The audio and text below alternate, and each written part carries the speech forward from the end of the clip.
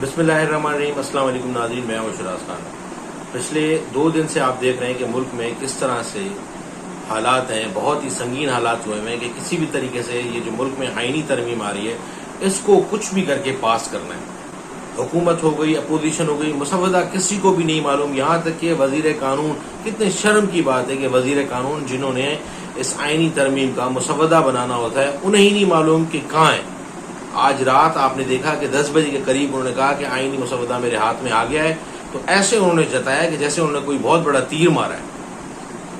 आईनी तरामीम जो है वो तकरीबन भी ये जो जुडिशल पैकेज जिसको बताया जा रहा है ये 54 तरामीम पे मुश्तमिल है और ये बहुत ही खौफनाक है, बहुत ही खतरनाक है।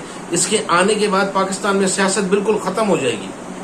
खत्म कैसे हो जाएगी हम आपको बताते हैं कि ये मौलाना फजलुर रहमान जो हमेशा से हुकूमतों के साथ रहे हैं और उन्हें हमेशा हुकूमतों का साथ दिया है, वो पिछले 2 दिन से इतनी बड़ी बड़ी मुलाकातें जिनके लिए तासुर है कि वो इस्टेब्लिशमेंट के साथ होते हैं हमेशा, लेकिन उन्होंने आज स्टैंड लिया। तकरीबन बाहर बैठे सहाफ़ी या हुकूमती सहाफ़ी ये कहते रहे कि मौलाना राजी हो गए, लेकिन जो फील्ड में काम करने वाले लोग थे वो यही बता रहे थे कि मौलाना की तरफ से स्टैंड लिया गया है कि ये तरामीम पास नहीं करूंगा, इस पर वोट नहीं दूंगा। सबसे पहले तो मुझे तरामीम का वो मुसव्वदा दिखाया जाए, उसके बाद मैं फैसला करूंगा। ऐसे बगैर देखे मैं हामी नहीं भर सकता। और वो अपोजिशन को भी यही कह रहे थे कि मैं आपके कहने पे भी नहीं चलूंगा, मैं इस वक्त देखूंगा कि मुल्क और कौम के वसी तर मफाद में क्या है। 73 के आइन के तनाजुर में उन्होंने नहीं देखा, जिसमें 54 तरामीम के साथ ये जुडिशल पैकेज लेकर आया जा रहा था, जिसका मुसव्वदा हुकूमत को ही नहीं मालूम था। इसमें तमाम आर्म्ड फोर्सेस के जो चीफ्स हैं उनके मुतालिक है कि उनकी एक्सटेंशन होगी, कैसे अपॉइंटमेंट्स होगी, ये सब बताया गया है। उसके अलावा जो वफाकी आईनी अदालत बनाई जा रही है, सबसे बड़ा गेम किया जा रहा है, वो वफाकी आईनी अदालत कैसे बनाई जाएगी, उसके जज कैसे अपॉइंट होंगे, इस तरह के सारे मामलात हैं। हाई कोर्ट जो आपको याद होगा 6 जजेस ने खत लिखा था, उस 6 जजेस के खत के बाद एक तूफान बर्पा हो गया था। वो जजेस का खत आज तक ऐसे समझें कि रद्दी की टोकरी में पड़ा है। उन जजेस के ऊपर भरपूर कार्रवाई डाली जा रही है। उसके अलावा इसमें पार्लिमानी कमेटी एक बनाई जाएगी नेशनल असेंबली की तरफ से, जो जुडिशल कमीशन को एक किस्म से ख़त्म ही कर देगी। उसके अलावा इसमें तमाम ऐसी तरामीम हैं जो आवाम के फ़ायदे की है ही नहीं, लेकिन सियासतदानों की सियासत का भी जनाजा निकाल देंगी। इसमें आर्टिकल 63 भी, जिसका चीफ जस्टिस साबिक उमर अता बंदयाल फैसला दे चुके हैं कि अगर कोई पार्लिमानी पार्टी की हिदायत के बगैर वोट देगा तो वो डिस्क्वालीफाई भी होगा और उसका वोट भी काउंट नहीं होगा, वो भी तरमीम की हुई है। जजेस की तकर्री कैसे होगी वो भी इसमें तरमीम की हुई है। और सबसे बड़ी बात यह है कि ये सियासतदान अगर ये तरमीम पास कर देते तो सियासतदान के हाथ पांव कट जाते। सबसे पहले तो इसमें यह है कि आइन की जो शिक्के 63A उसमें तरमीम करनी है इन्होंने, कि अभी हुकूमत के पास आपको पता है कि तरमीम पास करने के लिए मेंबर्स नहीं है। तो हुकूमत ने सबसे पहले यही किया कि जो आज़ाद हो गए या दूसरी पार्टीज के हो गए उनके हवाले से तरमीम की जाए कि 63A में तरमीम की जाए कि जो वोट है वो वोट अपना मेंबर दे दे, पार्लिमानी पार्टी की हिदायत के खिलाफ जाके वो मेंबर जो कौमी असम्बली है वो वोट दे दे, उसका वो वोट काउंट हो जाएगा और वो बिल पास हो जाएंगे, तरमीम पास हो जाएंगी, वजीर आजम सिलेक्ट हो जाएंगे, बजट पास हो जाएगा, वो वोट उसका काउंट हो जाएगा। तो इसमें तरमीम की जा रही है। उसके अलावा इसमें जो सबसे मेन है, एक वफाकी आईनी अदालत बनाई जा रही है।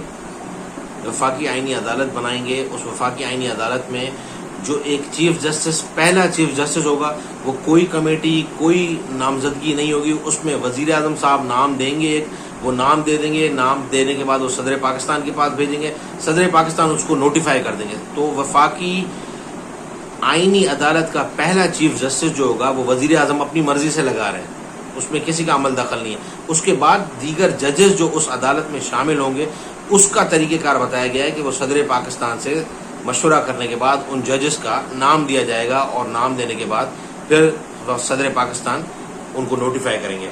उसके अलावा सुप्रीम कोर्ट के जो चीफ जस्टिस होते हैं वो रिटायर होने के बाद सीनियर मोस्ट जो जज होता है वो चीफ जस्टिस बनता है। वो सब चीज़ ख़त्म, जुडिशल कमीशन ख़त्म। नेशनल असेंबली के जो स्पीकर हैं वो इसमें एक कमेटी बनाएंगे, जितनी भी पार्लियामेंट में पार्टीज हैं उस तनासब से मेंबर्स को चुना जाएगा। वो मेंबर्स जो है उनके सामने 3 سینئر موسٹ جسٹس کے نام رکھے جائیں گے اور ان میں سے وہ کمیٹی ایک نام جو ہے وہ تجویز کرے گی. وہ نام وزیر اعظم کو بھیجا جائے گا اور وزیر اعظم صدر کو بھیجیں گے اور وہ نوٹیفائی ہو جائے گا. 8 رکنی کمیٹی وہ بنائی جائے گی. اور سب سے بڑی بات، ججز کی عمر جو ہے وہ 65 سال ریٹائر کی ہے، لیکن اب جو ہے وہ اس کو 68 سال کر دیا جائے گا. 68 سال کی عمر تک وہ ریٹائر ہوں گے. اس کی مرضی ہے آپ کی، اس کے بعد بھی آپ ترمیم کر کے کرتے رہیں، آپ کی مرضی ہے. اس کے علاوہ اس میں یہ ہے کہ جو کمیٹی ہے پارلیمنٹ کی 8 رکنی ممبر کی، وہ موجودہ چیف جسٹس کی ریٹائرمنٹ سے 7 دن پہلے یہ پارلیمانی کمیٹی بیٹھے گی، جس کو اسپیکر نیشنل اسمبلی اپوائنٹ کریں گے. وہ 3 سینئر موسٹ ججز کا نام دے گی اور اس کے بعد وہ جج تعینات ہوں گے. اس کے علاوہ آرمی چیف کی جو سپریم کورٹ نے پارلیمنٹ میں کیس بھیجا تھا کہ بھائی آپ پارلیمنٹری ایکسٹینشن کا بل پاس کریں، اس میں ترمیم کریں، اس میں کہہ دیا گیا کہ کوئی چھیڑ چھاڑ کرنے کی ضرورت نہیں، وہ ترمیم جیسی ہے وہ ویسی ہی ترمیم رہے گی. اس کے علاوہ ہائی کورٹ کے جو ججز ہیں وہ اگر حکومت کو پسند نہیں آتے، جیسے پشاور ہائی کورٹ کے چیف جسٹس فیصلے دے رہے تھے یا اسلام آباد ہائی کورٹ کے کوئی چیف جسٹس وہ فیصلے دیتے ہیں، تو ان جسٹس صاحبان کو ادھر سے ٹرانسفر کر دیا جائے گا. یہ جسٹس صاحبان عدالتوں میں نہیں رہیں گے، ان کو اسلام آباد بینچ سے ہٹا کے کوئٹہ بھیج دیا جائے گا، کسی کو پشاور بھیج دیا جائے گا، کسی کو کراچی بھیج دیا جائے گا، کسی کو سکھر بھیج دیا جائے گا. اس کے علاوہ جو ہائی کورٹ کے چیف جسٹس صاحبان تھے وہ 100 موٹو ایکشن لیتے تھے. 100 موٹو نوٹس کا ان کا حق ہی ختم کیا جا رہا ہے کہ وہ 100 موٹو لے ہی نہیں سکیں. 100 موٹو لینے کا ان کا اختیار بالکل ختم کیا جا رہا ہے اور اس پر بھی یہ ترمیم بھی اس میں شامل ہے. وہ ہو جائے گا. ججز ٹرانسفر بھی کر دیں گے. وہ جو 6 ججز کا کیس تھا ان سے نپٹنے والا کام ہے. اس کے علاوہ اور بھی ایسی ترامیم ہیں جو بہت ہی خوفناک ہیں، جو بہت خطرناک ہیں. فی الحال جو منظر عام پر آئی ہیں اس کو دیکھ کر تو یہ لگتا ہے کہ یہ ترامیم نہ حکومت کے کچھ ارکان چاہیں گے اور اپوزیشن تو بالکل بھی نہیں چاہے گی کہ اس طرح کی کوئی آئینی ترمیم پاس ہو، کیونکہ اگر ان لوگوں نے پاس کر دی تو ان لوگوں کا پھر اللہ ہی حافظ ہے. تو دیکھتے ہیں آج صبح کے سیشن میں کیا ہوتا ہے. ملک کے 3 مرتبہ رہنے والے وزیر اعظم نواز شریف، ان کا کردار اس وقت آپ دیکھ لیں کیا ہے. ان کا کردار ایک کونسلر سے بھی کم ہے. وہ آج لاہور سے بائی ایئر پہنچے اسلام آباد، لیکن ان کا کہیں پہ نہ فوٹو آیا نہ کہیں پہ ان کا بیان آیا. وہ بالکل خاموش رہے، نظر بھی نہیں آئے اور کہتے ہیں کہ وہ ناراض ہو کے واپس دوبارہ لاہور چلے گئے. اب وہ صبح آتے ہیں یا نہیں آتے اس کے بارے میں بھی نہیں معلوم. اس کے علاوہ یہ بتایا جا رہا ہے کہ پی ٹی آئی کی طرف سے صبح سپریم کورٹ میں ایک پٹیشن دائر کی جائے گی کہ سینٹ کا جو ہاؤس ہے وہ مکمل ہی نہیں ہے. اس طرح سے قومی اسمبلی اور سینٹ کو روکا جائے کہ کوئی بھی آئینی ترمیم وہ نہ کرے. حکومت اپنی پوری ایڑی چوٹی کا زور لگا رہی ہے. سب یہی کہہ رہے ہیں کہ ان کو ہر چیز کی سہولت دی گئی، لیکن پھر بھی حکومتی ارکان نہ اہل رہے نہ لائق رہے، وہ یہ ترمیم پاس نہیں کر سکے. عمران خان اس وقت عوام کے دلوں میں چھایا ہوا ہے. عمران خان کا بیانیہ اس وقت سر چڑھ کر بول رہا ہے. عمران خان چاہتے تھے کہ اپوزیشن اکٹھی ہو اور اپوزیشن اکٹھی ہو گئی. مولانا فضل الرحمان نے اس وقت باقاعدہ وہی سٹینڈ لیا ہوا ہے جو قوم چاہتی ہے. دیکھنا یہ کہ صبح کیا ہوتا ہے. صبح 12:30 بجے قومی اسمبلی کا سیشن ہے، وہ شروع ہوگا.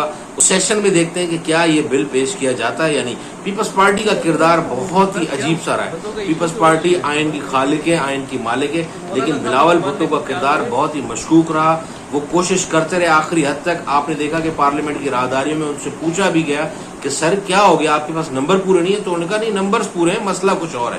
بار بار ان سے یہ پوچھتے رہے. آج جمہوریت کا عالمی دن تھا، لیکن ہمارے ملک میں کہاں جمہوریت ہے، آپ سب دیکھ سکتے ہیں. تو یہ ساری باتیں بہت ہی عجیب سی ہیں. اگر یہ ترمیم پاس ہو گئی تو سیاستدانوں کا جنازہ نکل جائے گا. سیاستدان کبھی بھی نہیں چاہیں گے کہ ترمیم پاس ہو. اسی کے ساتھ اجازت دیجیے، اپنا خیال رکھیے گا. اللہ حافظ.